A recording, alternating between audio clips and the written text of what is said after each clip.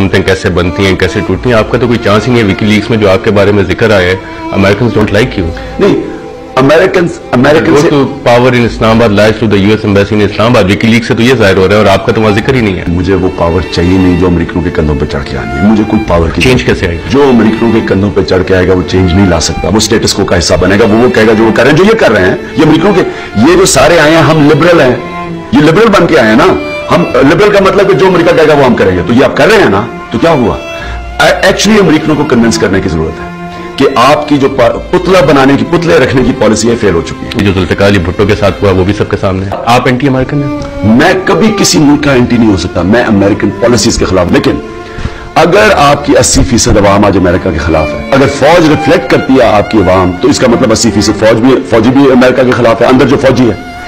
इसका मतलब कि जब आपकी हायरार्की पॉलिसी फॉलो कर रही है जो अवाम की सोच के खिलाफ है, खतरा ये सारी पाकिस्तानी कौम को चलना चाहिए कि अगर आप एक पॉलिसी बना रहे हैं जो आपकी फौज, आम फौजी जो आपका रैंक एंड फाइल है, वो उसके भी खिलाफ है, क्योंकि वो समझता है कि अमेरिका एंटी इस्लाम है।